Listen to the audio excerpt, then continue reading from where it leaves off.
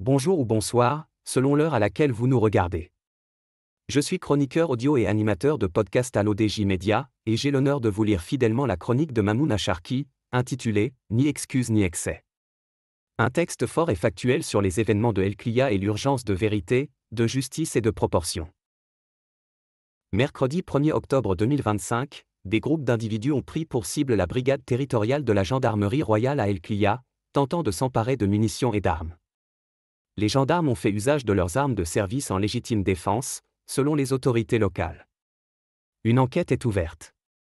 Nous condamnons fermement les violences, d'où qu'elles viennent, et adoptons un ton strictement factuel. Il faut des faits établis, des responsabilités tracées et des réponses proportionnées.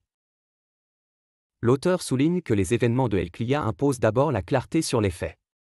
Selon la préfecture d'Inezgan Haït Meloul, des groupes d'individus ont mené une attaque coordonnée contre les locaux de la gendarmerie royale, dans l'objectif de s'emparer de munitions, de matériel et d'armes de service.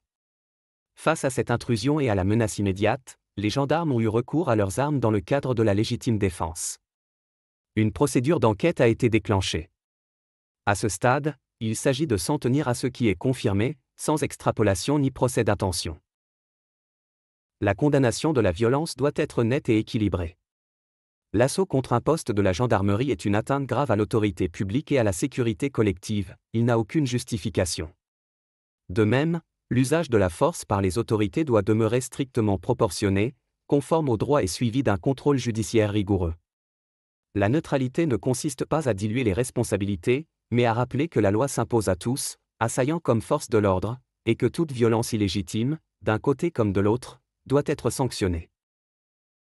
Reste la question centrale, comment en est-on arrivé à cette escalade ?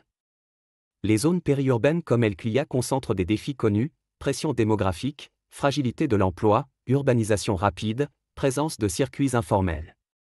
Ces facteurs ne expliquent pas la violence, mais constituent un terrain propice à des passages à l'acte lorsque des groupes estiment pouvoir tester les limites.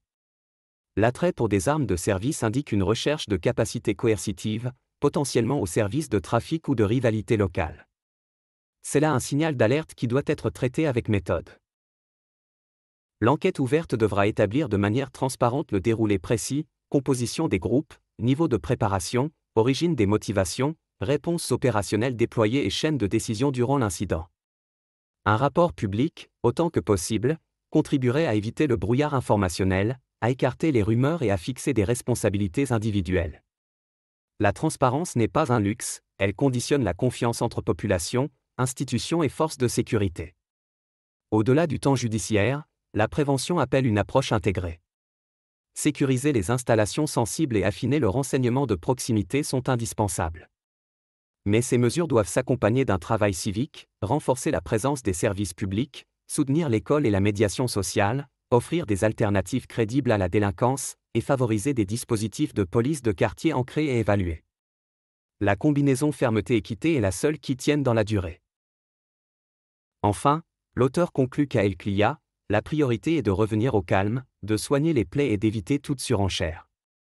Condamner toutes les violences, garantir les droits de chacun, instruire les faits sans passion, c'est ainsi que l'on sort d'une nuit de tension sans laisser derrière soi des braises prêtes à rallumer l'embrasement. Voilà, chers auditeurs et spectateurs, la chronique signée par Mamouna Sharki. Merci d'avoir suivi cette lecture, où j'ai fait le maximum pour respecter mot pour mot le texte original. Rendez-vous dans notre prochaine chronique pour une nouvelle analyse fidèle et engagée.